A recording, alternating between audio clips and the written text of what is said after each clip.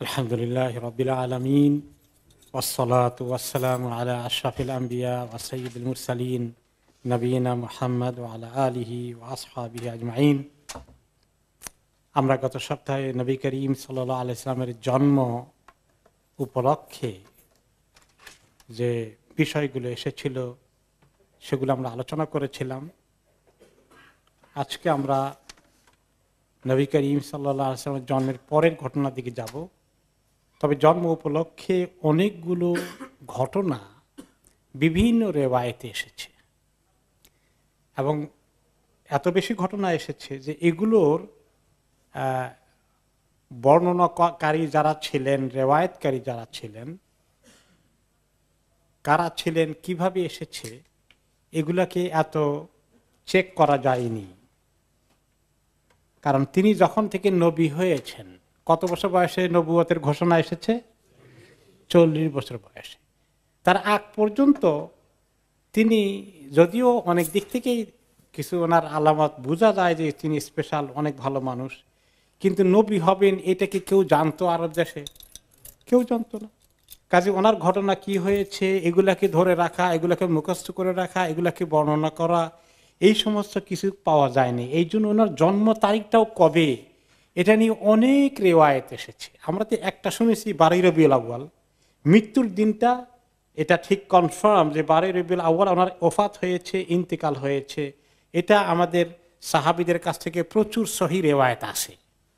কিন্তু জন্ম যে 12 রবিউল আউয়াল হয়েছে এটার ব্যাপারে কিছু রেওয়ায়েত থাকলেও 8 রবিউল আউয়াল হয়েছে, 20 রবিউল আউয়াল হয়েছে, এরকম অনেকগুলো রেওয়ায়েত আছে। তার মানে কেউ মুখস্থ করে রাখে নাই এরকম করে যেভাবে ওনার ইন্তেকালটাকে মুখস্থ করে রেখেছেন সাহাবায়ে কেরাম।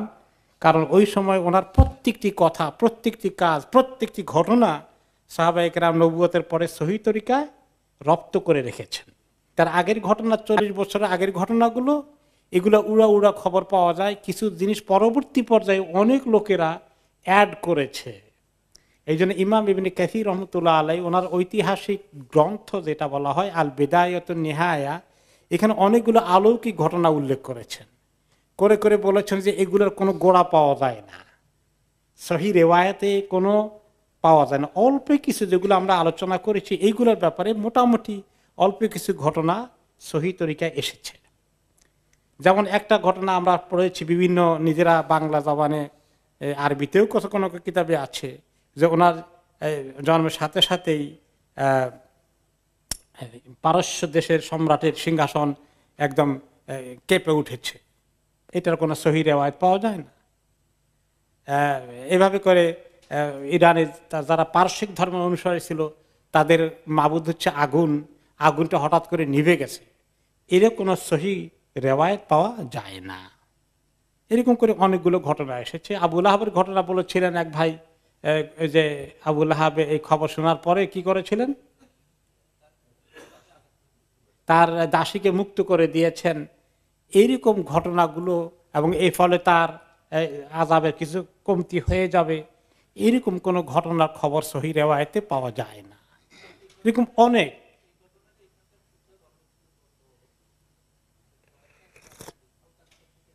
হ্যাঁ, স্টিল কেউ কেউ এগুলা খুতবায় বলেন এবং বয়ানের সময় আসে। আমি অনেকগুলো লেখাপড়া করার চেষ্টা করেছি এবং লেখাপড়া করে করে করে করে যেটা সহি পাওয়া গেছে, টিকেছে, সেইটা নিয়ে এসেছি। আর যেগুলোর ব্যাপারে মন্তব্য এসেছে যে এইগুলো ঘটনা বর্ণিত হয়েছে কিন্তু এগুলার সহি কোনো সনদ খুঁজে পাওয়া যাচ্ছে না, সেগুলোকে ওলামায়ে কেরাম, নির্ভরযোগ্য বিশ্বস্ত ওলামায়ে কেরাম ওগুলাকে গ্রহণ করেন নাই। কারণ হচ্ছে যে নবী করিম সাল্লাল্লাহু আলাইহি ওয়াসাল্লাম বলেছেন, যে ব্যক্তি আমার বিষয়ে আমি বলেছি আমার কোনো কাজকে মিথ্যা বলে প্রচার করে, মিথ্যা কোনো কাজকে প্রচার করে দেয় যেটা আসলে আমার সঙ্গে সম্পর্কিত নয় বা আমি বলিনি, তাহলে সেই জন্য জাহান্নামে তার ঠিকানা জোগাড় করে। এই জন্য যারা মুহাক্কিক ওলামায়ে কেরাম, বড় বড় ইমামরা এই সমস্ত ঘটনা বর্ণনা করার ক্ষেত্রে খুব সাবধান থেকেছেন।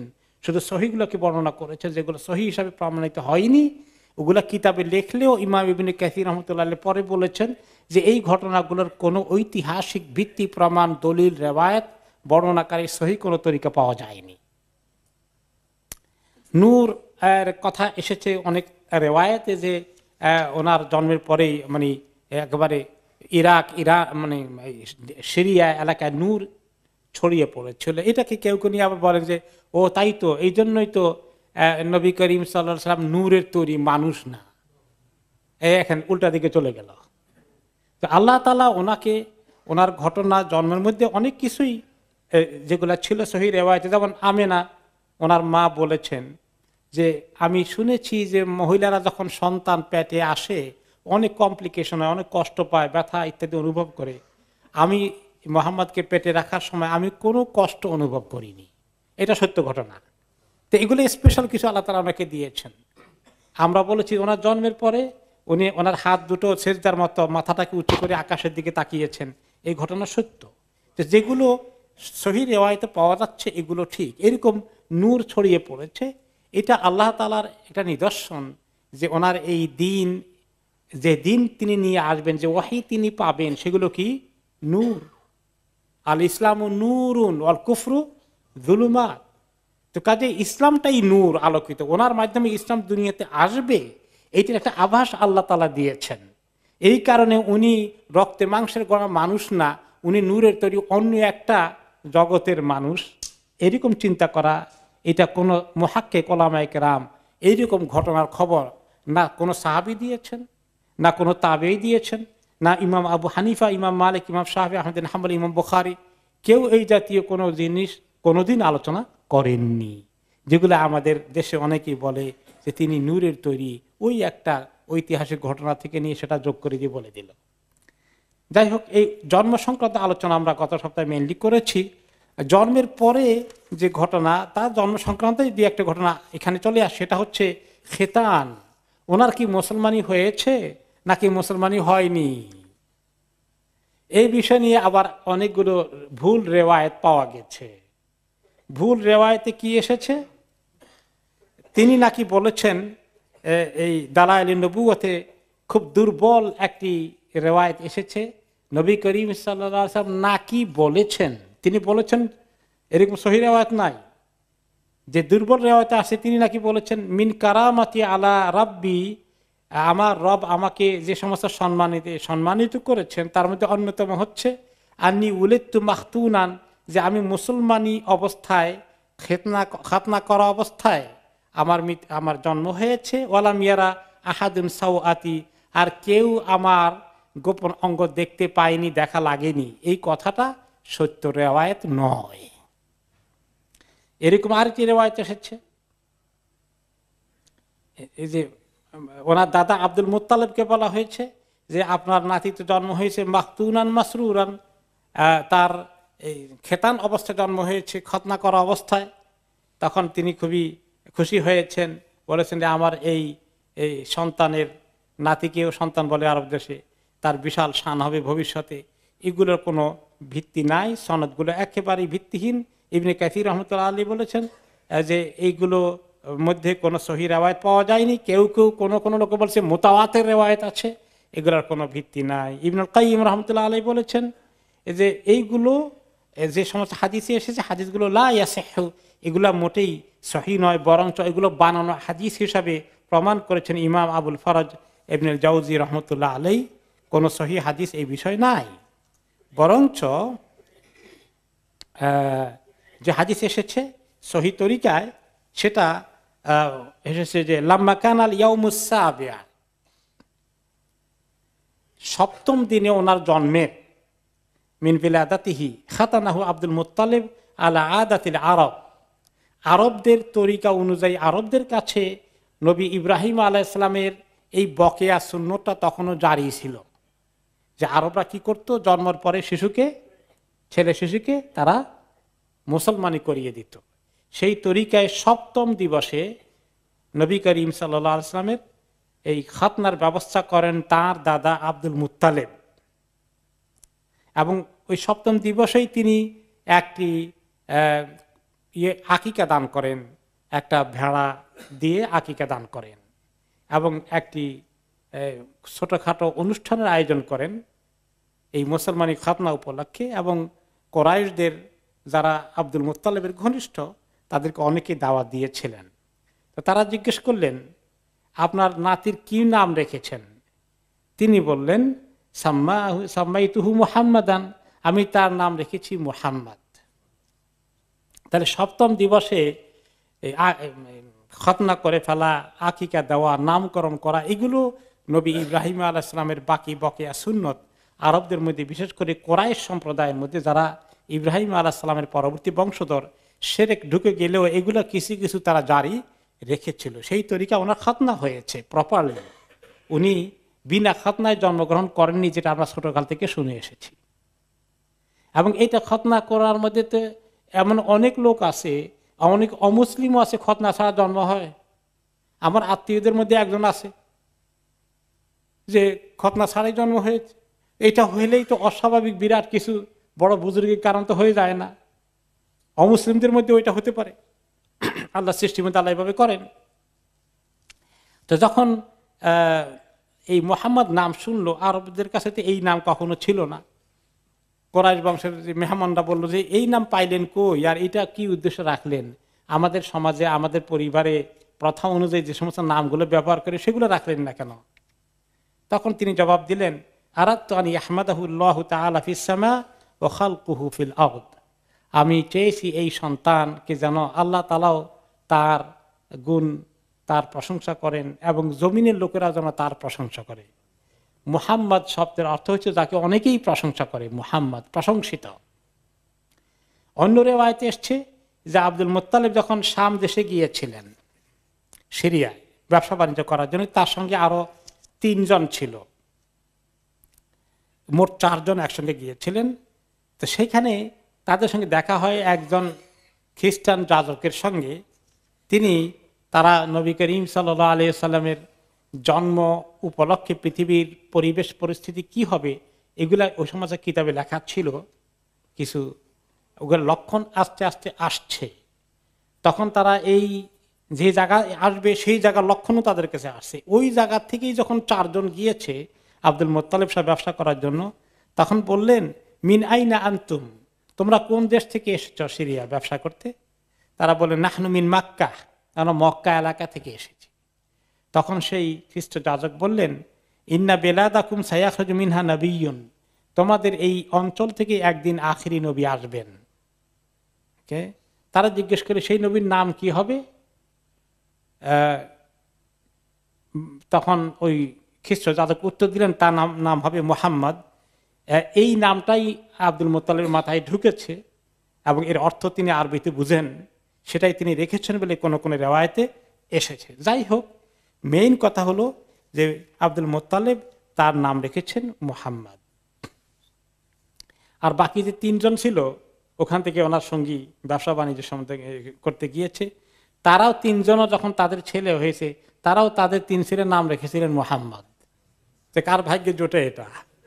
কিন্তু সব মোহাম্মদ কি আর ওই মোহাম্মদ হয় নাকি?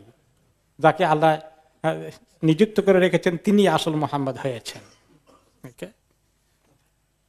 তাহলে 7ম দিনে ওনার মুসলমানি হয়ে গেল, খেতান হয়ে গেল এবং ওনার নামটাও কনফার্ম হয়ে গেল।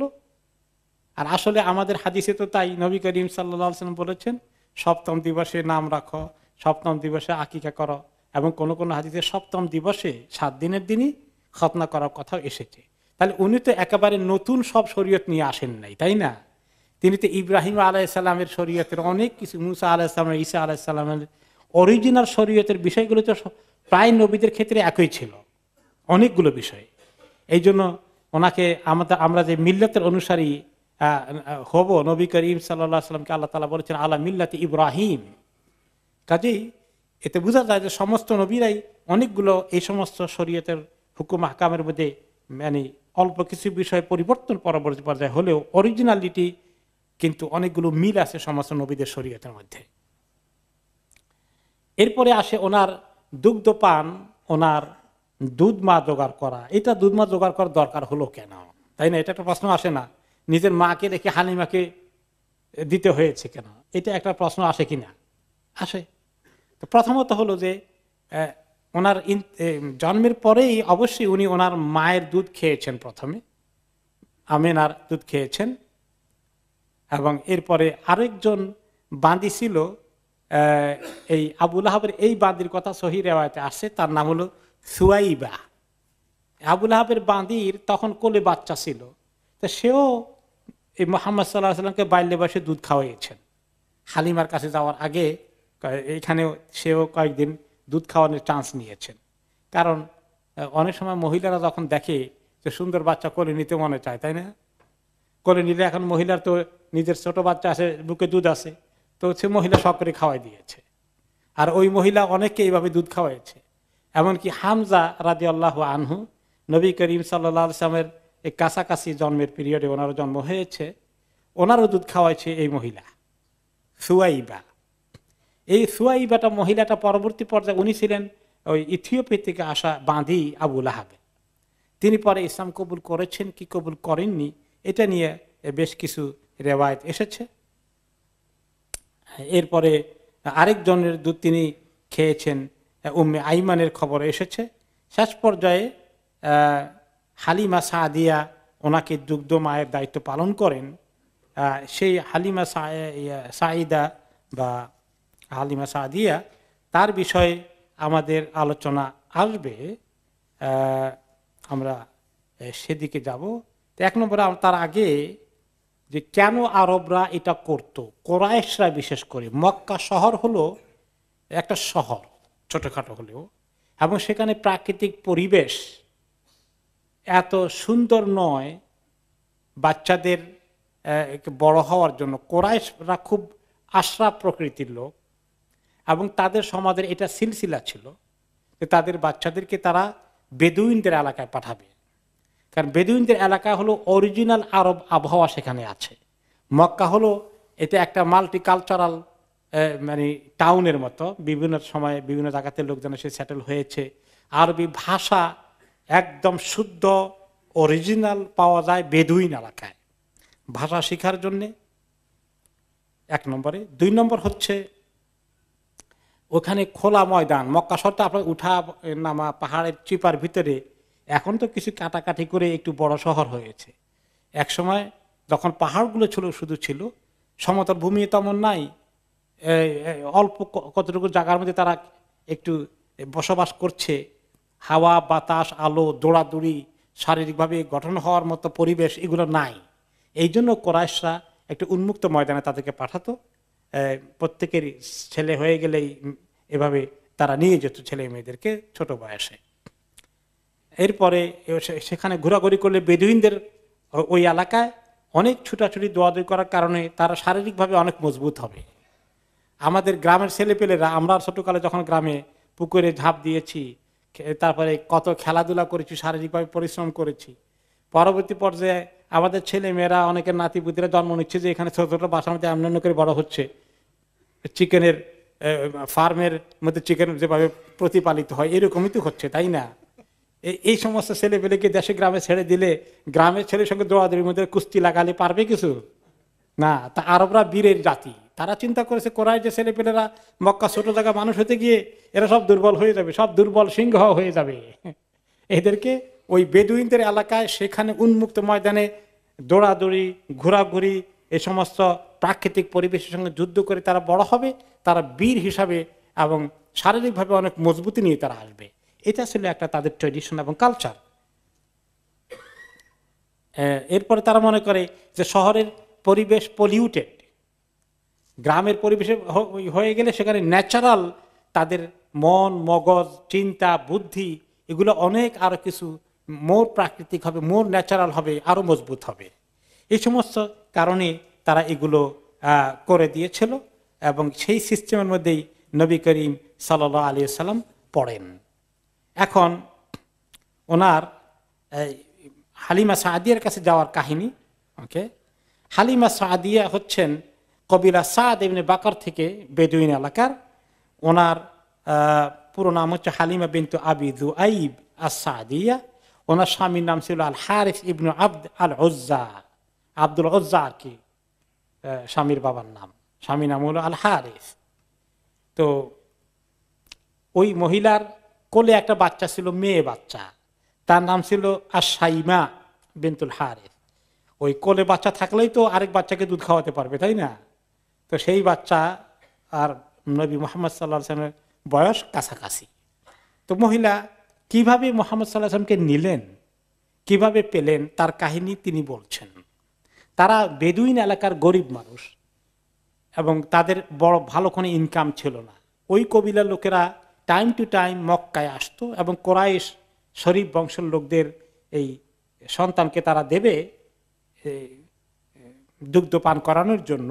এই চান্সটা নেওয়ার জন্য তারা মাঝে মধ্যে তাদের মধ্যে থেকে এইভাবে আসতো। তো এক সফরে তারা একসঙ্গে আসে।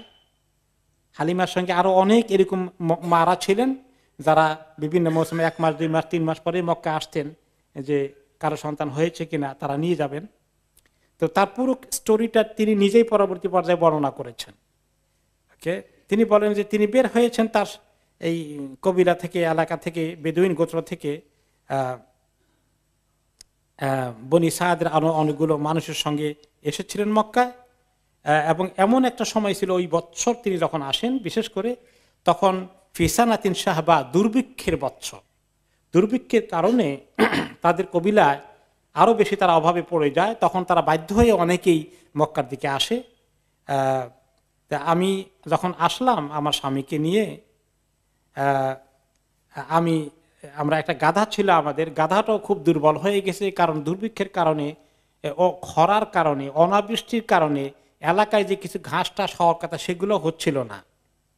যার ফলে আমরা খুব কষ্টের দিন যাচ্ছিল অভাব অনটনে।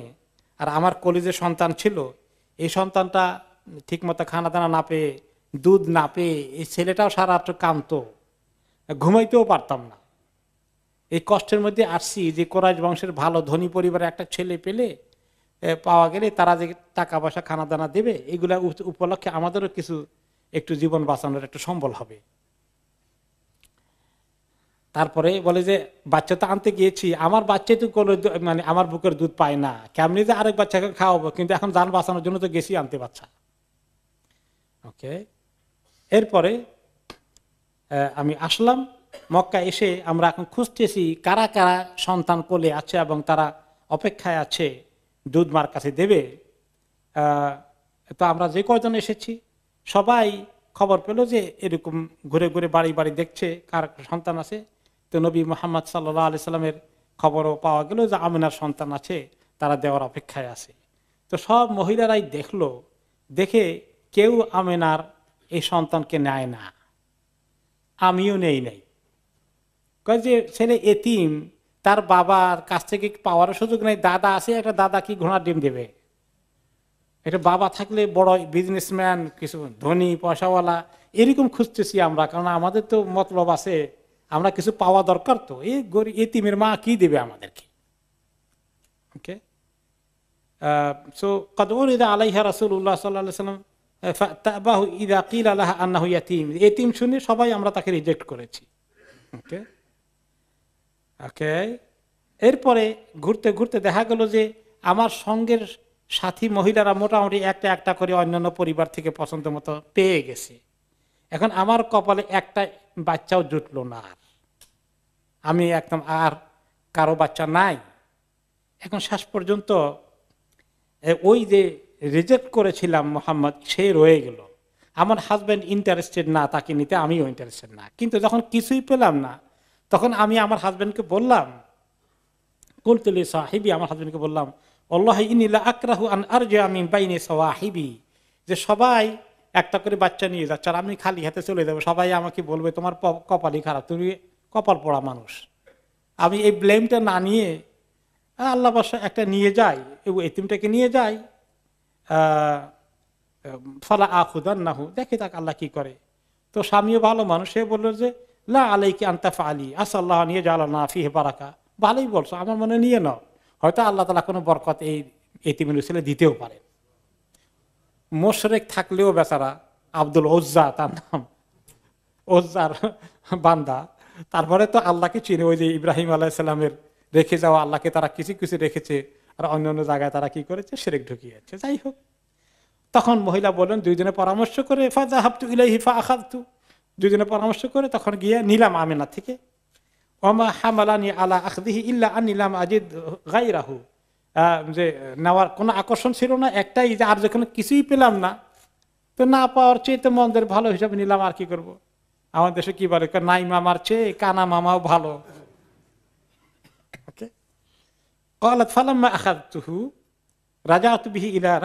আমি তাকে কোলে করে নিয়ে আমার এই যে মরা মরা গাধা সেটার মধ্যে গিয়ে উঠলাম।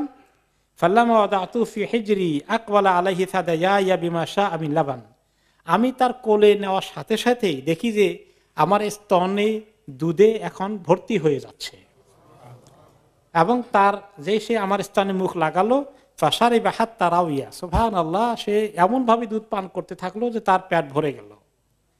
ওয়াসারি বা মাহু আখুহু হাত তারাউইয়া, তার সঙ্গে দুধ ভাই বা দুধ বোন, কোন কোন রেওয়ায়েতে যে হালিমার সন্তান কন্যা ছিল, কোন কোন রেওয়ায়েতে হালিমার সন্তানটা ছেলে ছিল, যেটাই ছিল সেটাও এখন পান করে মাশাআল্লাহ তারও পেট ভরে গেল। সুম্মা নামা, সফরের আগে আমরা যে রাত্রে ঘুমালাম, এখানে অনেক দূর থেকে সফর করে এসেছি, এই রাতে আমরা এই জীবনের মতো ঘুমালাম, এই প্রথম এতদিন পরে মনে হয় যেন। ওমা কুন্না নানামু মাহু কাবলা দালিকা, এর আগে এই ছোট বাচ্চা আমাকে যে ডিস্টার্ব করতো, সারা রাত কাঁদতো, আমি ঘুমাতে পারতাম না। এই নবী মুহাম্মদকে নিয়ে আসার কারণে আজকে রাতে আমার বাচ্চাও জনমের মতো ঘুম দিল, আর আমরা শান্তি করে ঘুমালাম। তারপরে আমার স্বামীর সঙ্গে যে উটটা ছিল, যেটা শহরে সে আসছিল, সে উটটাও যে এত দুর্বল, এই উটের মানে দুধ থাকার কথা, কি দুধ দেবে, উটের জান নিয়ে তো টানাটানি। ফাইদা হিয়া হাফিলুন, আর সকালবেলায় উঠে দেখি যে উটটার মধ্যে এত দুধ ভর্তি হয়ে গেছে এখন। তারপরে ফাহালাবা মিনহা ওয়াসারেবা ওয়াসারেবতু মাহু, তারপরে এই এত দুধ পাওয়া গেল সেদিন, সেও পান করলো আমার স্বামী, আমিও পান করলাম, আমাদের পেট ভর্তি হয়ে গেল। আরবদের জানেন তো অন্যতম খাবার ছিল কি, উটের দুধ, আর কি খেজুর আর পানি, এই ছিল তাদের অনেক সময় মেইন খাবার। তারপরে যে এই রাত্রটা আমাদের এত সুন্দর কাটলো, সকালে আমরা এত সুন্দর করে উঠলাম মাশাআল্লাহ। তখন আমার স্বামী আমাকে বললেন, ইয়া হালিমা লাকাদ আখাযতি নাসামাতান মুবারাকা, হালিমা, মনে হয় তুমি একটা পবিত্র রূহের সন্ধান পেয়েছো। এই বাচ্চা একটা পবিত্র কিছু, তার অত্যন্ত মুবারক, এই very special, something not ordinary. ক্বালাত ফাকুলতু আল্লাহি ইন্নী লা আরজু যালিক, তখন হালিমা বলে, আমি বললাম আশা করছি আল্লাহর রহমতে আমরা এরকম কিছু আল্লাহ আমাদের কিসমতে জুটে দিয়েছে। সুম্মা খারাজনা ওয়া রাকিবতু আতানি ওয়া হামালতুহু আলাইহা মাই,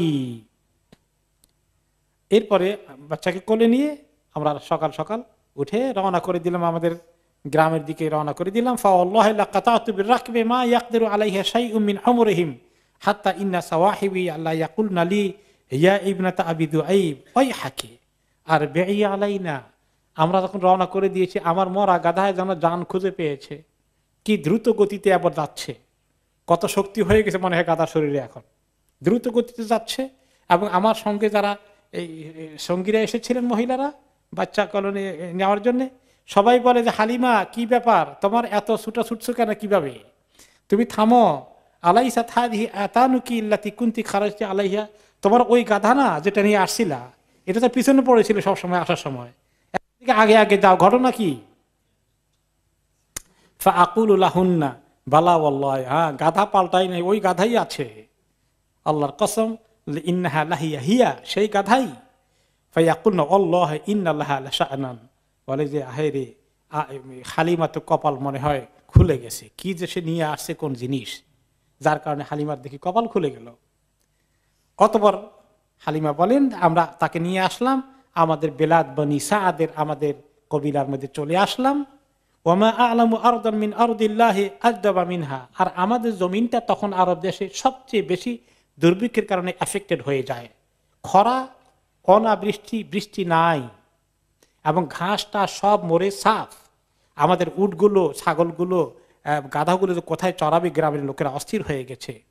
কিন্তু আমার যে একটা ছোটখাটো ছাগলের পাল ছিল, সেগুলো তো সবগুলোই শুকিয়ে পেটে আর পিঠে লেগে গেছে। তারপরে ফাকানাত গানাবি তারুহু আলাইয়া হিনা কাদিমনা বিহি মা আনা সেবা আন লুব্বানান, এরপরে আমার সেই ছাগলগুলো যখন চড়াতে যায়, সেখান থেকে এগুলা কি খায় আল্লাহ জানে। এই নবী মুহাম্মদকে ঘরে আনার পর থেকে, ওই দিন থেকে প্যাট ভর্তি করে ছাগলগুলো ঘরে চলে আসে, এবং এই ছাগল থেকে আমরা সুন্দর পরিমাণ দুধ পাচ্ছি এবং আমরা আলহামদুলিল্লাহ দুধ খাচ্ছি, অন্যদেরকেও দিচ্ছি। ওমা ইয়াহলিবু ইনসানুন কাতরাতা লাবান, আমাদের আশেপাশের প্রতিবেশীদের কারো কিসমতে এক ফোঁটা দুধ জুটছে না, কারণ কোনো ছাগল উটের কোনো দুধ নাই, সব শুকিয়ে গেছে। ওকে, হাত্তা কানাল হাদিরুনা মিন কওমিনা ইয়াকুলুনা লিরুয়াইহিম, আমাদের আশেপাশে লোকগুলো বলে, এই ছেলেপিলেরা যেগুলো ছাগল চড়াইতে যায়, উট চড়াইতে যায় মাঠের মধ্যে, তোরা কোথায় ছাগল চড়াস, উট চড়াস? যেখানে হালিমার ছেলে হালিমার উট চড়ায় এবং ছাগল চড়া, ওই জায়গায় নিয়ে যাবি, তার ছাগল পেট ভর্তি করে আসে, তোদের ছাগল খালি পেটে আসে কেন? ওকে, তারপর তারা তাই করে, কিন্তু দেখা যায় তাদেরগুলা ওই পেটে পিঠে লেগেই ফেরত আসে, কিন্তু এই হালিমার গুলো পেট ভর্তি করে ঘুরে আসে। এইভাবেই তাকে আল্লাহ বরকতে ভরপুর করে দিলেন। এরপরে হালিমার সঙ্গে কন্ট্রাক্ট ছিল 2 বছর তাকে রাখবে, 2 বছর পরে ফেরত নিয়ে আসবে, এবং দুধ খাওয়ার টাইমও তো শেষ। কোরআনে পাক তো মেইনলি 2 বছর খাওয়ানোর কথা আছে সব নবীদের। ইব্রাহিম আলাইহিস সালামেরও একই শরীয়ত ছিল, সেটা আরবরা ফলো করতো। 2 বছরই তারা দুধ খাওয়াতো এবং তারপরে নিয়ে আসতে হবে। এখন কিন্তু হালিমা বলেন যে 2 বছরে এই মোহাম্মদ মনে করেন 4 বছরের বাচ্চা হয়েছে। মাশাআল্লাহ, তার গ্রোথ খুব মাশাআল্লাহ ফাস্টার ছিল যে কোনো বাচ্চার তুলনায়। হালিমা বলেন যে এইভাবে সে যখন বড় হয়ে গেল, এখন তো তার যাওয়ার সময়, আমরা চিন্তা করি যে তাকে আমরা তো নিতে হবে। এখন নেওয়ার পরে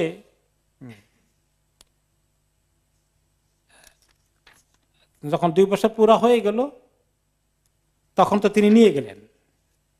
নিয়ে যাওয়ার পরে চিন্তা করলেন যে এখন বাচ্চাকে যদি দিয়ে দেই তাহলে আমরা সব বরকত মিস করে ফেলবো, কি করা যায়? তখন অনেক বুঝালেন, ওয়াদা তো কন্ট্রাক্ট ঠিক রাখতে হয়, 2 বছরের মাথায় পুরো হয়ে গেছে, দিয়ে আসতে হবে। নিয়ে আসছে, আসার পরে বললেন আমিনাকে, শোনেন বাচ্চা তো নিয়ে আসছি কথা মতো, কিন্তু এখন আপনাদের মক্কায় এই মুহূর্তে কিছু একটা চলতেছিল, একটা রোগের প্রাদুর্ভাব আছে, যে সে তো বাইরে ছিল, এখন হঠাৎ করে এই রোগের এক ধরনের যেটা চলতেছে, এই সিজনটা অন্তত পার করা পর্যন্ত, শেষ হওয়া পর্যন্ত মনে হয় আমাদের কাছে আপনি দিয়ে দিলেই ভালো হবে, কারণ এখন আমরা সেফ ফিল করতেছি না। সে এমন একটা জায়গা থেকে আসে, হঠাৎ করে যখন এখানে ঢুকবে মক্কার বাতাস তাকে অসুস্থ করে ফেলে কিনা। আর আমিনা এই কথা দ্বারা কনভিন্স হয়ে গেলেন, যদিও সন্তানের মায়া উনি ছাড়তে কষ্ট হচ্ছে, তারপরে সন্তানের সেফটির কথা চিন্তা করে তাদেরকে তিনি পাঠিয়ে দিয়ে দিলেন। আবার হালিমা খুশি হয়ে বাচ্চাকে নিয়ে আসলো। হালিমা বলেন ফাকাদিমনা বিহি আলা উম্মিহি জাইরিন লাহা, যে বাচ্চাকে নিয়ে তো আসলাম তার মায়ের কাছে, ওয়ানাহনু আহরাসু শাইইন আলা মুকসিহি ফিনা, কিন্তু আমরা চাচ্ছিলাম যে কিভাবে তার কোন বুদ্ধি করে আবার ফেরত নেই। ওয়ালেমা কুনা নারা মিন বারাকাতিহি, যে তার উপস্থিতি আমাদেরকে কিভাবে বরকতে ভরপুর করে দিয়েছিল। ফাকাল্লামনা উম্মাহু, তার মাকে বললাম লাউ তারাকতি বুনাইয়া ইনদি হাত্তা ইয়াগলুদা ফাইনি আখশা আলাইহি ওয়াবা মক্কা, আমার মনে হয় যে আমার কাছে আর কিছুদিন রেখে দেন, মক্কা যে সমস্ত টাইম টু টাইম একটা রোগের প্রাদুর্ভাব ঘটে, এগুলো হজম করার মতো আরেকটু শক্তিশালী হোক, মানে আরো কিছু সময়, হয়তো 1 বছর 2 বছর এরকম কিছু লম্বা একটা টাইম আমাদের কাছে দিয়ে দেন। হালিমা দিতে চাচ্ছিলেন না। ফালাম নাজাল বিহা হাত্তা রাদ্দাতহু মানা, আমরা অনেকক্ষণ থাকলাম, বহু যুক্তি দিয়ে শেষ পর্যন্ত ওনাকে কনভিন্স করে ফেললাম। কনভিন্স করলে আবার বনি সাদে আমাদের পরিবারে আমরা নিয়ে আসলাম। তো এখানে আসার পরে প্রায় মাস 3 থাকলো। এর মধ্যে একটা বড় ঘটনা ঘটে যায়, ওনার সিনা চাকের ঘটনা ঘটে। সেটা কিভাবে ঘটে?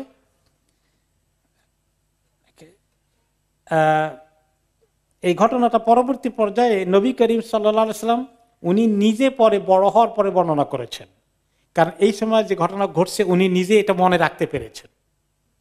উনি প্রতিদিন ছাগল চড়ানোর জন্য ওনার যে 2 ভাই বোন আছে তাদের সঙ্গে চলে যেতেন মাঠে।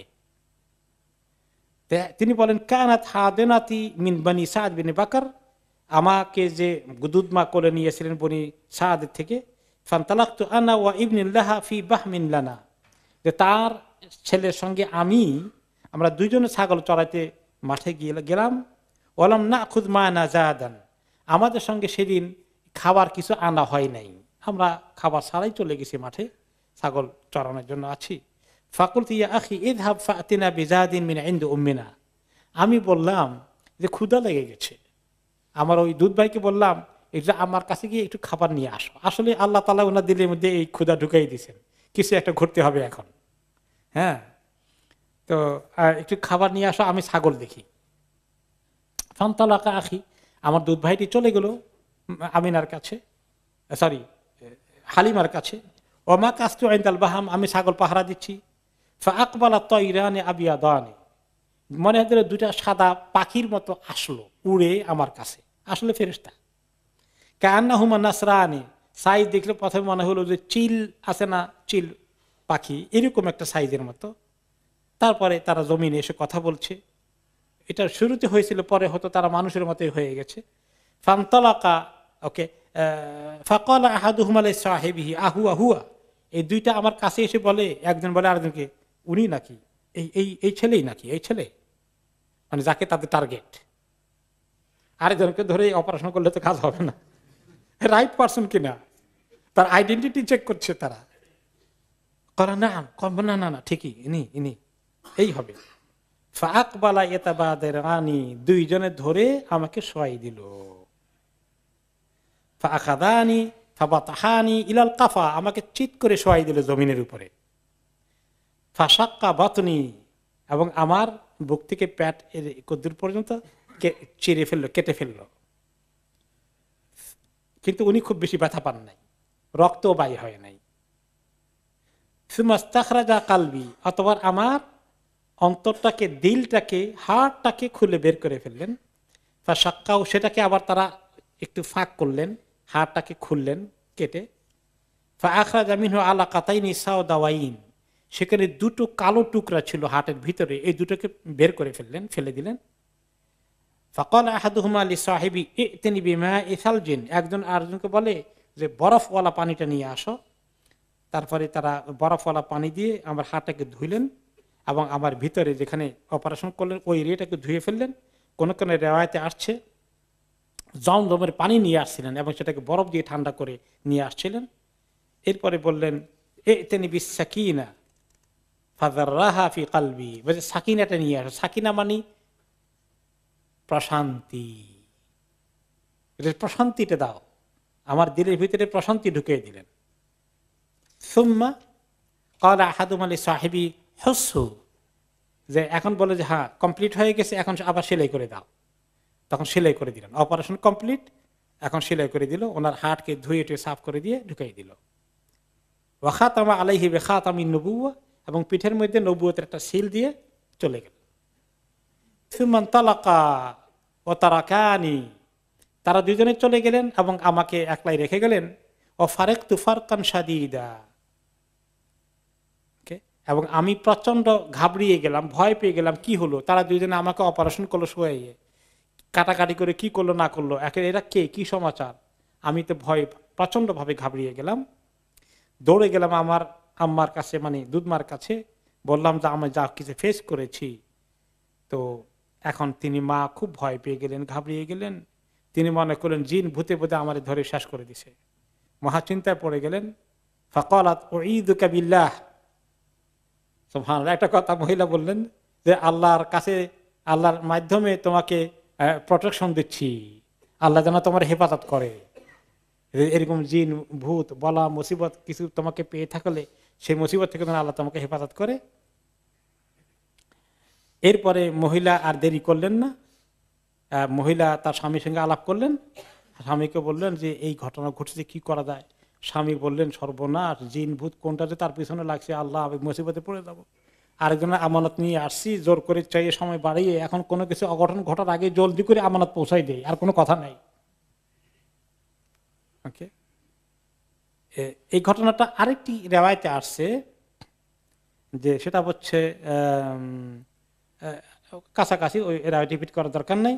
এরপরে ওনারা চলে গেলেন আবার এই মায়ের কাছে, আমিনা কাছে, মুহাম্মদ সাল্লাল্লাহু আলাইহি ওয়াসাল্লামকে নিয়ে। এর ওই অংশটুকুন আবু হুরায়রা রাদিয়াল্লাহু তাআলা আনহু বলেন, ওকে না, এখানে আরো মাঝখানে দুটো রেওয়ায়েত এসছে, সেগুলোকে আমরা স্কিপ করব। আমরা মেইনলি যাব যখন ইয়ের কাছে, আমিনার কাছে নিয়ে গেলেন। আমিনার কাছে নেওয়ার পরে আমিনা বললেন, কি ব্যাপার, তোমরা এত তাড়াহুড়ো করে নিয়ে আসলে কেন?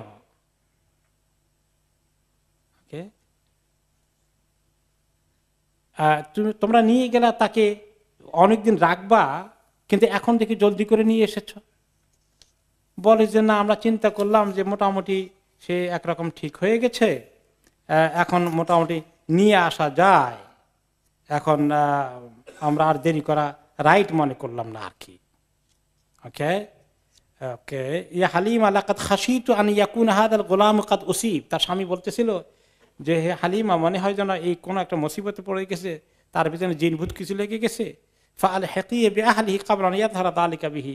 এটা ভালো করে এফেক্টেড হওয়ার আগে জলদি করে আমানত আমরা পৌঁছে দেই। আমরা নিয়ে গেলাম সেখানে।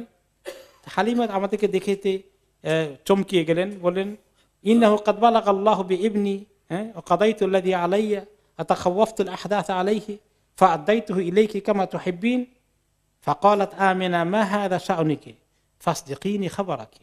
বললো যে আমরা চিন্তা করলাম, আলহামদুলিল্লাহ মোটামুটি ছেলে এখন উপযুক্ত হয়ে গেছে, এখন আমরা যে দায়িত্ব নিয়ে গেছিলাম দায়িত্ব পূরণ হয়ে গেছে, এখন কোন সময় কি ঘটে না ঘটে একটু বড় হয়েছে, আমরা বিপদ আপদের ঘটার আগেই মনে করলাম আপনার কাছে নিয়ে আসি, সহি সালামতে আল্লাহ তাআলা আপনার কোলে ফিরাই দে। তা আমিনা বলেন যে না, আমরা যখন নিয়ে গেছিলাম তখন যেভাবে আগ্রহ করে নিয়ে গেলা আরো অনেকদিন রাখবা, এখন যে তাড়াতাড়ি করে নিয়ে আসো 3 মাসের মাথায়, ঘটনা কি আমাকে বলতে হবে? তোমরা কিছু লুকানোর চেষ্টা করছো মনে হয়। I am not convinced. ফাসদিকিনি খাবারাকি, আসল ঘটনা কি বলতে হবে আমাকে।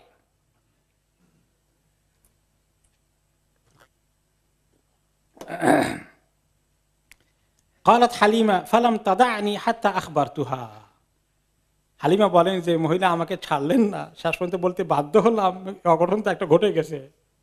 এরকম গিয়েছিল বাইরে, এভাবে তার ঘটনা করছে, কারা দুইজন এসে তার বুক টুক ফেটে ফেটে কি করছে না করছে এগুলা তার কাছ থেকে আপনি শুনতে পারবেন। আমরা ঘাবড়িয়ে গেছি আসলে। ফাকালাত আমিনা আতাখাওয়াফতি আলাইহি শাইতান। তো আমিনা বললেন, তোমরা কি মনে করেছো শয়তান জিন ভূত কিছু তাকে এফেক্ট করেছে, তার উপরে সওয়ার হয়েছে, আসর করেছে? ক্বালাত হালিমা নাম। হালিমা হ্যাঁ, এরকমই আমরা আশঙ্কা করেছি। ফাকালাত আমিনা কাল্লা, নো ওয়ে, কখনো নয়। ওয়াল্লাহি মা লিশ শাইতানি আলাইহি মিন সাবিল, আল্লাহর কসম শয়তান তার কাছেও আসতে পারবে না কোনদিন। ওয়া ইন্না লিবনি লাশানান দাইহি আনকি, আমার এই সন্তানের বিশাল এক ফিউচার আছে আলহামদুলিল্লাহ। কি যে হবে তাতে তিনি জানেন না, কিন্তু কিছু একটা হবে, মহান কিছু। সৃষ্টিকর্তা তাকে মহান কিছু জন্য সৃষ্টি করেছেন, আমি কনফিডেন্ট। তা ঠিক আছে, তোমাদের ওয়ারি করার দরকার নেই, আমার আমানত রেখেই যাও, ফাইন। এভাবে উনি নিয়ে আসলেন আমিনা কে। তাহলে 2 বছর 3 মাস যদি হয়, এখন 2 বছর 3 মাসে আমিনার ঘরে আসলেন। এভাবে আমিনা কোলে লালিত পালিত হলেন। হতে হতে ওনার বয়স যখন হয়ে গেল 6 বছর, আমিনা চিন্তা করলেন যে তিনি একটু মদিনায় যাবেন, এবং মদিনা থেকে আসার পথে এই ছেলেকে নিয়ে ছেলের বাবার কবর জিয়ারত করে আসবেন। মদিনায় ওনার নানার গোষ্ঠী ইত্যাদি আছে, তাদের সঙ্গে দেখা যায় বেড়াই টেড়াই আসার পথে তিনি আব্দুল্লাহ ইবনে আব্দুল মুত্তালিবের, নবী মুহাম্মদ সাল্লাল্লাহু আলাইহি ওয়াসাল্লামের পিতার কবর জিয়ারত করে আসার পথে তিনি যখন আবওয়া এলাকায় পৌঁছলেন, ওকে, এই সময় তিনি খুব অসুস্থ হয়ে পড়লেন, এবং এই অসুস্থ অবস্থায় হঠাৎ করে এত ডিটেরিয়েট করলো যে তিনি সেখানেই ইন্তিকাল করে ফেললেন।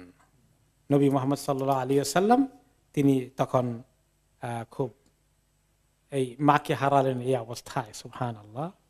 তো ওনার সঙ্গে একজন কৃতদাসী ছিল আমিনার সাথে, উম্মে আইমান রাদিয়াল্লাহু আনহা, তিনি পরে ইসলাম কবুল করেছেন। উম্মে আইমান তাকে নিয়ে আসলেন কোলে করে মক্কার দিকে। ওকে, উম্মে আইমান নবী করিম সাল্লাল্লাহু আলাইহি ওয়াসাল্লামকে কোলে করে মক্কায় পৌঁছে গেলেন। এই খবর আব্দুল মুত্তালিবের কাছে গেল। আব্দুল মুত্তালিব এই নাতির জন্য তার জানটা মানে তার নাতির ভিতরে ঢুকে রয়েছে। যখন নাতির তার পুত্র আব্দুল্লাহ মারা গেল, তখনও তিনি দুনিয়াতে আসার আগে কত কষ্ট পেয়েছেন। এই নাতিকে তিনি অনেক আদর যত্ন করেছেন।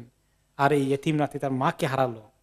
যেই মক্কায় পৌঁছে গেছে, আব্দুল মুত্তালিব ধরে তাকে জড়িয়ে ধরলেন বুকের সাথে। খুবই তার জন্য সিম্প্যাথি ফিল করলেন এবং তাকে এত পাশে পাশে রেখে মানুষ করতে থাকলেন যে এই এতিমের মাও নাই, বাবা তো নাই, মাও নাই। তখন তিনি তার মাও হয়ে গেলেন, বাবাও হয়ে গেলেন মনে হয় যেন। তাকে ছাড়েন না, সব জায়গায় তাকে নিয়ে যান। তার শোয়ার ঘরে আব্দুল মুত্তালিব তো মক্কার লিডার, ধনী মানুষ, বড় লোক, সবাই তাকে ভয় করে। তিনি হচ্ছেন মক্কার আমির বলতে পারেন। তো ছেলেরাও বাবাকে অনেক ভয় করে, ছেলেমেয়েরা সহজে কাছে যায় না, সবার ঘরে যখন তখন ঢুকে না। কিন্তু নবী মুহাম্মদ সাল্লাল্লাহু আলাইহি ওয়াসাল্লাম সব সময় অ্যাক্সেস আছে। তিনি দাদার সাথে ঘুমান, দাদা তাকে ছাড়া নাস্তা খান না, খাবার খান না, ভাত খান না, রুটি খান না, কিছুই খান না। লা ইয়াকুলু তাআমা ইল্লা ক্বালা আলাইয়া বিইবনি ফায়ুতা বিহি ইলাইহি। যখনই তাকে খাবার দেওয়া হয়, কোন শিখাইতে বলে আমার ছেলে কই, ছেলে কই। ছেলে বলতে কে? মুহাম্মদ। নাতি। তা আরবরা নাতিকেও ছেলে বলে, আবার ওই দাদাকেও বাবা বলে, মানে ইদিসে সিলসিলা। তো এই নাতি একটু ছোট ছেলে আর কি, আর দাদা যে বাবা হয় মানে একটু বড় বড় বাবা আর কি। এইভাবে আরবদের কাছে রেওয়ায়াত বলার ক্ষেত্রে। আমাদের দেশের নাতিকে ছেলে বলে আবার লোকেরা হাসবে, এটা কেমন কথা।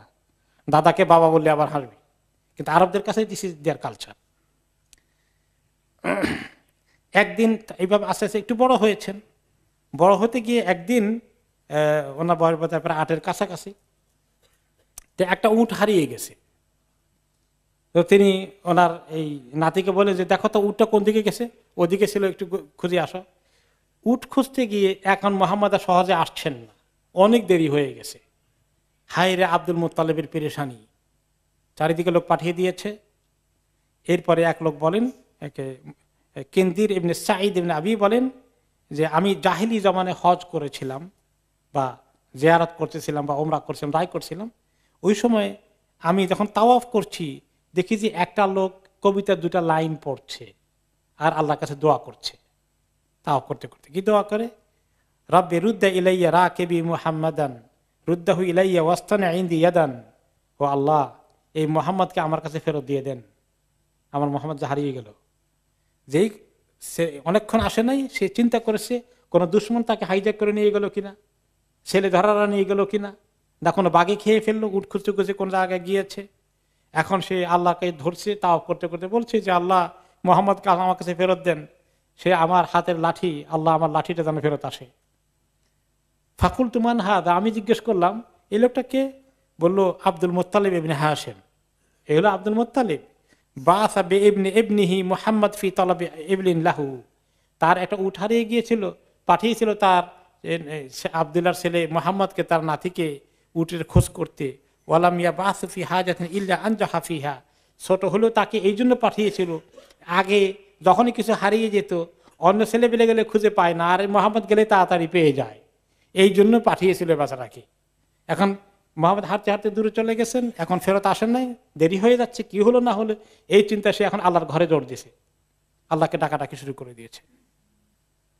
আলহামদুলিল্লাহ কিছুক্ষণের মধ্যেই নবী মুহাম্মদ সাল্লাল্লাহু আলাইহি ওয়াসাল্লাম হারানো উটটা নিয়ে ফেরত এসেছেন। কারণ উট যখন ধরতে গেছেন, উট খালি দোয়াদোগের ভাগার চেষ্টা করছে, এতে দেরি হয়ে গেছে, আননেসেসারি। উট নিয়ে ফেরত আসছে। যেই ফেরত আসছে, আব্দুল মুত্তালিব ধরে নবী মুহাম্মদ সাল্লাল্লাহু আলাইহি ওয়াসাল্লামকে গলায় জড়িয়ে ধরে বললেন, ইয়া বুনাই লাকাদ জাযাইতু আলাইকা জাযাআন লাম আজজাহু আলা শাইইন কাত্তু। হায় রে মুহাম্মদ, তোমাকে হারিয়ে আমি এত পেরেশান হয়ে গিয়েছিলাম, আমি জীবনে কোনো জিনিস হারিয়ে এত পেরেশান হইনি, আমার কোন সন্তানকে আমি না দেখলে এত পেরেশান হইনি। আল্লাহি লা আবআসুকা ফি হাজাতিন আবাদা। আর কোনদিন, আল্লাহর কসম, কোনো কিছু হারানোর জিনিস খুঁজছি, আর কোনোদিন তোমাকে আমি পাঠাবো না। ওয়ালা তুফারিকুনি বাদা হাদা আবাদান। এই ঘটনার পরে আর কোনোদিন যেন তুমি আমার থেকে, যতদিন বেঁচে আছি, এক মুহূর্তের জন্য তোমার আমাকে চোখের নাগালে বাইরে আমি যেতে দেব না। আব্দুল মুত্তালিব কি করতেন আরো? তার নিজের লিডার কাবার পাশে, কাবার ছায়ায় হেলান দিয়ে বসার জন্য তার একটা আসন ছিল ছোটখাটো, এটা সবাই জানতো আব্দুল মুত্তালিবের আসন। তার ছেলেপেলেরা রিল্যাক্স টাইমে বাবার চতুর্পাশে এসে বসতো, কিন্তু কারো সাহস হতো না কোনোদিন ওই বাবার আসনে গিয়ে একটু জায়গা নিয়ে বসবে। বাবার গদি আর কি, গদি বুঝছেন তো, গদিটা একটু সাইজে বড় আছে, তো ওখানে আরো দু একজন বসতে পারে। ছোটখাটো ছেলেপেলে হলেও আব্দুল মুত্তালিবের ছেলে যদি বয়সে ছোট কেউ থাকে, কেউ সাহস করে ওখানে বসতো না। ওকে, কিন্তু রাসূল সাল্লাল্লাহু আলাইহি ওয়াসাল্লাম সেখানে গিয়ে বসতেন, কারণ আব্দুল মুত্তালিব টেনে নিয়ে সেখানে বসাতেন।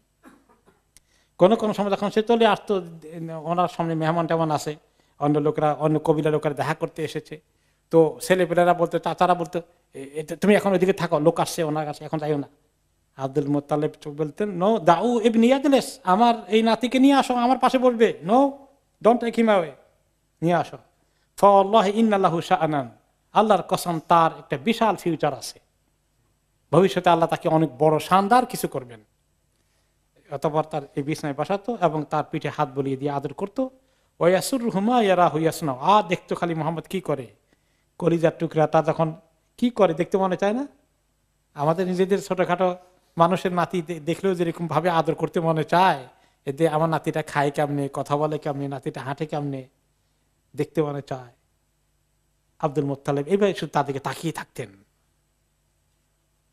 এই অবস্থায় 8 বছর বয়সে পৌঁছলেন রাসূলুল্লাহ সাল্লাল্লাহু আলাইহি সাল্লাম। আর 8 বছর বয়সে আব্দুল মুত্তালিবের ইন্তেকাল হয়ে গেল। ওকে, এখন আব্দুল মুত্তালিব ওসিয়ত করে গেল যাওয়ার সময় তার এই দায়িত্ব কে নিবে, তখন আবু তালেবকে তিনি ওসিয়ত করলেন। আবু তালেব হলেন আব্দুল মুত্তালিবের অন্যতম ভালো ছেলে এবং সেই মক্কার লিডার হলেন তার পিতার মৃত্যুর পরে আবু তালেব, এবং তাকে অনেক শক্ত করে ওসিয়ত করেছেন। ওকে, রাইট। এরপরে এই আবু তালেবের সঙ্গে ওনার সম্পর্ক কাটলো, তিনিও তাকে খুবই মহব্বত করতেন। ওয়াকানা আবু তালেব লাম্মা তুফি আব্দুল মুত্তালিব কাবাদা আবু তালেব রাসূলুল্লাহ সাল্লাল্লাহু আলাইহি ওয়াসাল্লাম ইলাইহি। আব্দুল মুত্তালিবের মৃত্যুর পরে আবু তালেব মুহাম্মদ সাল্লাল্লাহু আলাইহি ওয়াসাল্লামকে খুব আদর করে তার কেয়ারবে নিয়ে গেলেন, তার দায়িত্বে নিয়ে গেলেন। ফাকানা ইয়াকুনু মাআহু, সব সময় ছায়ার মতো ওনার সঙ্গে সঙ্গ দিতেন। ওখানে আবু তালেব লা মাআলা লাহু, আবু তালেব অবশ্য অর্থনৈতিকভাবে তেমন আব্দুল মুত্তালিবের মতো ধনী ছিলেন না, তিনি কিছুটা গরিব ছিলেন। ওয়াকানা ইউহিব্বু রাসূলুল্লাহ সাল্লাল্লাহু আলাইহি ওয়াসাল্লাম শাদীদান লা হুব্বান শাদীদান লা ইউহিব্বু ওয়ালাদা, নিজের ছেলেপেলেদেরকে এত আদর করতেন না এই ভাতিজা মুহাম্মদ সাল্লাল্লাহু আলাইহি ওয়াসাল্লামকে যত আদর করতেন আবু তালেব। ওয়াকানা লা ইয়ানামু ইল্লা ইলা জামবিহি, আবু তালেব এই ভাতিজাকে পাশে না নিয়ে ঘুমাইতেন না। ওয়ায়াখরুজু ফায়াখরুজু মাআহু, কোন দিকে নিয়ে গেলে তাকে সাথে নিয়ে যেতেন। ওয়াকানা ইয়াখুসু বিত্তাআম, খাবার দাবারে স্পেশাল খাবারটা তাকে নিয়ে খেতেন, তাকে খাওয়াতেন।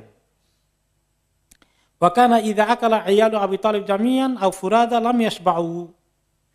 ওকে, আবু তালেব যেহেতু গরিব ছিলেন, তারা যখন খাওয়া দাওয়ার করতেন এই মুহাম্মদ সাল্লাল্লাহু আলাইহি ওয়াসাল্লামের দায়িত্ব নেওয়ার আগে, তখন তাদের পেট ভরে ফ্যামিলি একসঙ্গে পেট ভরে কোনোদিন খেয়েছে এরকম ঘটনা ঘটে নাই। ইদা আকালা মাহুম রাসূলুল্লাহ শাবিউ, যখন থেকে রাসূলুল্লাহ সাল্লাল্লাহু আলাইহি ওয়াসাল্লাম তাদের সঙ্গে খেতে বসতেন, তখন সবাই পেট ভরে খাওয়া শেষ করে উঠতে পারতেন। ফাকানা ইদা আরাদা আন ইউযিয়াহুম ক্বালা কামা আনতুম হাত্তা ইয়াহদুরা ইবনি, খাবার রেডি হয়ে গেলে বলতেন আবু তালেব, এই খবরদার কেউ খাবার হাত দিবে না, এখন ওয়াইট ওয়াইট ওয়াইট, অপেক্ষা করো, মোহাম্মদকে ডেকে নিয়ে আসো জলদি করে, যদি কোনো সময় দেরি হতো। সে খাওয়া শুরু করলে তারপর খাবা, তাহলে খাওয়ার পর কত পেট ভরে উঠতে পারবা, নতুবা ওই খাওয়ার পেট ভরবে না তোমাদের কারো। ফায়াতি রাসূলুল্লাহ সাল্লাল্লাহু আলাইহি ওয়াসাল্লাম ফায়াকুলু মাহুম, একসঙ্গে খেত। এভাবে মুহাম্মদ সাল্লাল্লাহু আলাইহি ওয়াসাল্লাম একটু বড় হলেন। হতে হতে আবু তালেব চিন্তা করলো যে আমার তো টাকা পয়সা টানাটানি একটু ব্যবসা বাণিজ্যে যাই, আরবের কোরাইশদের একটা সিরিয়াতে ব্যবসা বাণিজ্য করার যে টেন্ডেন্সি আছে, এখন সেই বিজনেসে আবু তালেব যাওয়ার সিদ্ধান্ত নিলেন। আর চিন্তা করলেন আমার সঙ্গে তো মুহাম্মদ আছে, তাকে নিয়েই আমি যাই। তিনি এবারে বিজনেসের জন্য শাম দেশে রওনা করলেন। নবী করিম সাল্লাল্লাহু আলাইহি সাল্লাম কাফেলার সঙ্গে আরো কিছু কোরাইশদের লিডার ছিল, আবু তালেব সহ সবাই গেলেন। এরপরে সেখানে গিয়ে তাদের সঙ্গে দেখা হয়ে গেল রাহেব নামে একটা আহ, আহ, বাহিরা নামে এক রাহেব, খ্রিস্ট সম্প্রদায়ের একজন লিডার। তার বিষয়ে কিছু হাদিস এসেছে। এই হাদিসটি কতটুকু সহি এটা নিয়ে কিছু ইখতিলাফ আছে। আমরা হাদিসটি আগে শুনে ফেলি, তারপরে এই হাদিসের উপরে মন্তব্য পরে আসবে ইনশাআল্লাহ। সিরিয়ার দিকে রওনা করলেন। সেখানে পথিমধ্যে সিরিয়ার মেইন শহরে যাওয়ার আগে বাহিরা নামে একজন ধর্ম যাজকের সঙ্গে পথে দেখা হলো। তো ওনারা এক জায়গায় রেস্ট নিচ্ছিলেন, সেখানে বাহিরা ছুটে আসলো, বলল এর আগে এরকম কোরাইশদের অনেক কাফেলা যাওয়া আসা করতো, বাহিরা তাদেরকে দেখতো কিন্তু এমন গুরুত্ব দিত না।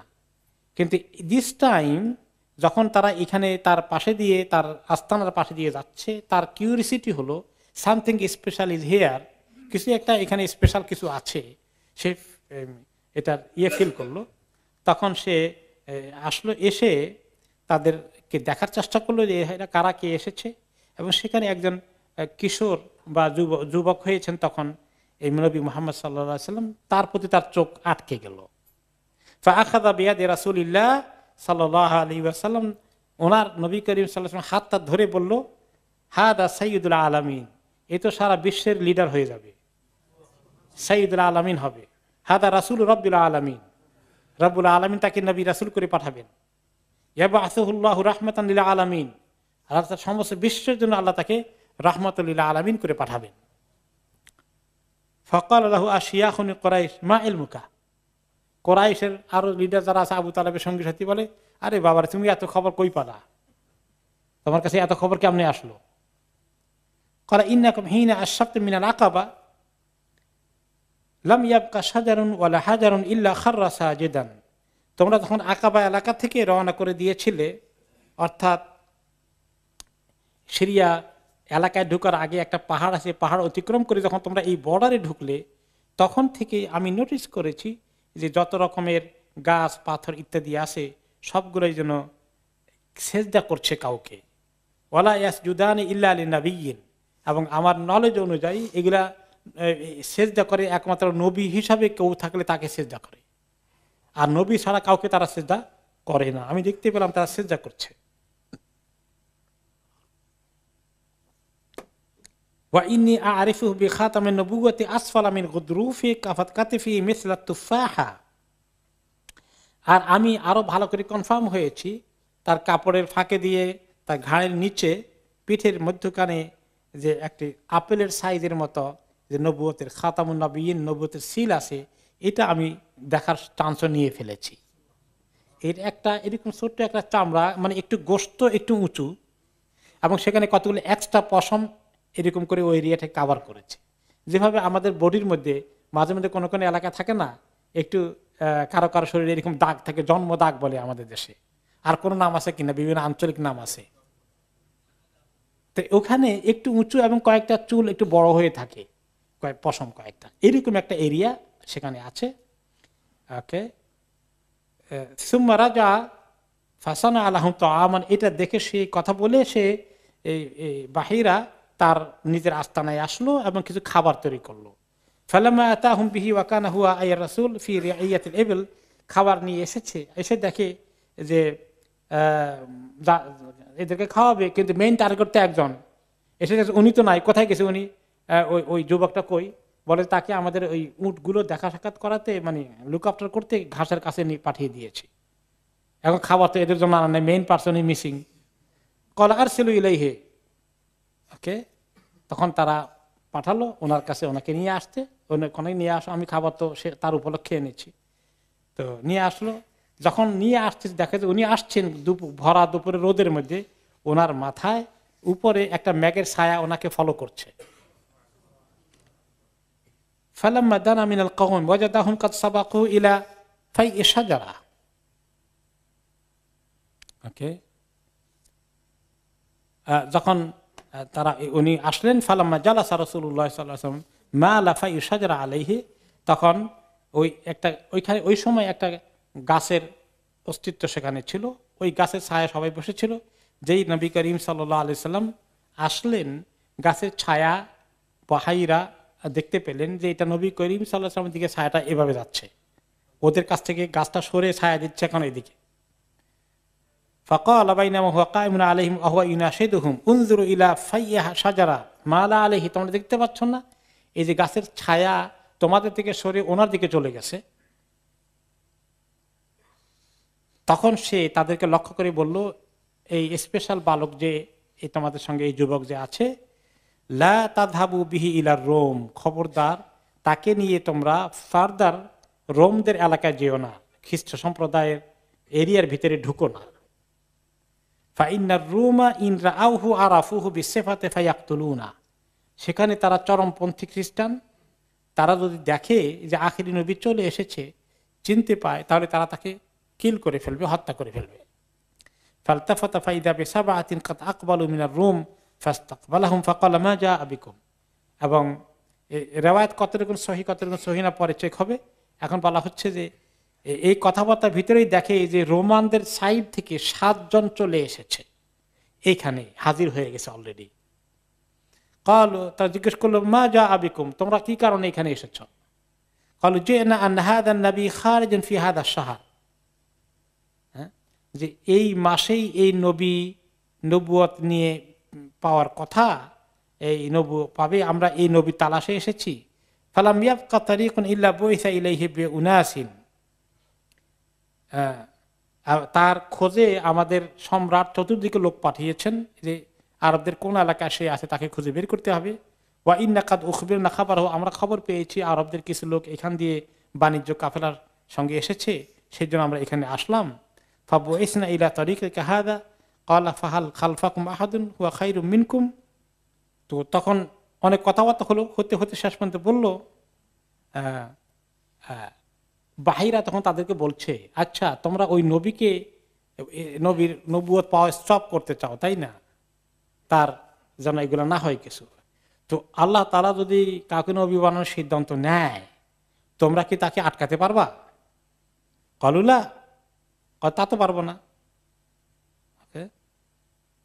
এরপরে অনেক কথাবার্তা হলো, হতে হতে শেষ পর্যন্ত আবু তালেব বললেন যে এক কাজ করো, এইকে নিয়ে আমরা সামনের দিকে যাব না, তাকে নিয়ে ফেরত চলে যাও।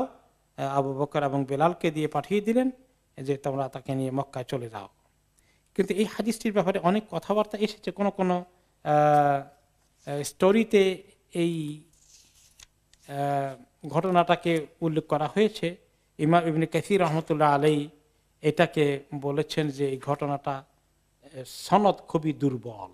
ইমাম ইবনে কাসির বলেছেন, ইমাম যাহাবী বলেছেন হাদা মুনকারুল হাদিস, মুনকার জিদ্দান। কারণ এই সময় আবু বকর মাত্র 10 বছর বয়স এবং নবী করিম সাল্লাল্লাহু আলাইহি সাল্লাম তার থেকে আরো ছোট। আর বেলাল এই সময় কিভাবে থাকবে? বেলালের তো এই সময় কোনো সন্তানই হওয়ার কথা না। কাজে কাহিনীটি আসলে ঠিক নয়, এই ঘটনাটা আসলে ঠিক নয়। বরঞ্চ নবী করিম সাল্লাল্লাহু আলাইহি সাল্লাম নিজে আসলে মা খাদিজার সম্পদ নিয়ে পরবর্তী পর্যায়ে আসছে, তিনি কিভাবে করতে বাণিজ্য কাফেলায় সিরিয়া এলাকায় এসেছেন যেখানে রোমান সম্রাটের কন্ট্রোল ছিল। ঠিক আছে, এই ঘটনাটা সেখানে মিলে না বিধায় ইমাম যাহাবী এই ঘটনাটাকে রিজেক্ট করেছেন এবং এটা আসলে সত্য ঘটনা নয়। বরঞ্চ তিনি যখন আস্তে আস্তে বড় হলেন তখন তিনি আবু তালেবের ঘরে, আবু তালেব লা মাল আল্লাহু, তার সম্পদ ছিল না বিধায় আবু তালেব কিছু ছাগল চরানোর ব্যবস্থা করলেন এবং এই দায়িত্ব তিনি দিলেন নবী মুহাম্মদ সাল্লাল্লাহু আলাইহি সাল্লামকে। তিনি মক্কার বাইরে গিয়ে কিছু ছাগল চরানোর কাজ করতেন এবং সেটা আবু তালেবের জন্য কিছু হেল্পফুল হতো। এবং এটা পরবর্তী পর্যায়ে রাসূলুল্লাহ সাল্লাল্লাহু আলাইহি ওয়াসাল্লাম বলেছেন, মা বাআসাল্লাহু নাবিয়ান ইল্লা রাআল গানাম, আল্লাহ তাআলা যখনই কোনো নবীকে পাঠিয়েছেন ছাগল চরানো ছাড়া কোনো নবী পাঠান নাই। কারণ কি? ক্বালা আসহাবু ওয়া আনতা ইয়া রাসূলুল্লাহ, আপনি কি ছোটকালে ছাগল চড়িয়েছেন? ক্বালা নাম, আমিও চড়িয়েছি। কুনতু আর আহা আলা কারারিত আলি আহলি মক্কা, মক্কা লোকদের কাছে সামান্য কিছু অল্প পয়সা দিয়ে তারা আমাকে রাখাল হিসাবে ব্যবহার করেছে এবং আমি ছাগল চড়িয়েছি, যেটা এনে আবু তালেবের হাতে দিয়েছে, কোন রকম বেচারা সংসার চালিয়েছেন। এবং তিনি আরো বলেন যে মুসা আলাইহিস সালামও ছাগল চড়িয়েছেন দাউদ আলাইহিস সালাম ছাগল চড়িয়েছেন, আর আমিও ছাগল চড়িয়েছি। ওয়ানা আর আগানা মানলি আহলি বি আজিয়াদ, এই যে মক্কা আজিয়াদ এলাকা আছে ওনাদের বাড়ির কাছে, ওই আজিয়াদ এলাকায় আমি ছাগল চড়িয়েছি, তিনি সেটা বলেছেন। তো এই ছাগল চড়ানোর মধ্যে অনেক শিক্ষা আছে নবীদের জন্য, অনেক ট্রেনিং আছে।